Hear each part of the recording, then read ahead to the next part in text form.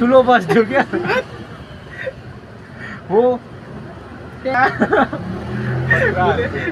त्यतिको कला भएको हो क्या हाँस्नु पनि खतरा हाँस्नुहुन्थ्यो अन्त एउटा पाताको बेलामा चाहिँ रोकी पात्दाखेरि 10 पल्ट पातिदिन्थ्यो अब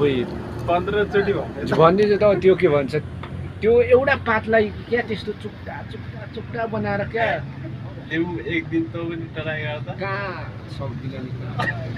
आज गुड निकाल होइन त्यो यस्तो हो त्यो अब घरमा चिसोहरू लागिरहेको रहन्छ नि त त्यसो त्यतिखेर कहिले पेट खराब भएर चाहिँ त्यस्तो दुखिरहेको हुन्छ थाहा हुँदैन नि त अब सधैँ पात्ने बानी अनि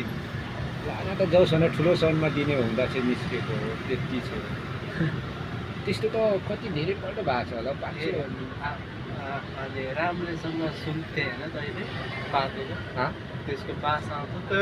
कस्तो मिठो आउँथ्यो भन्नुहुन्छ त्यस्तो त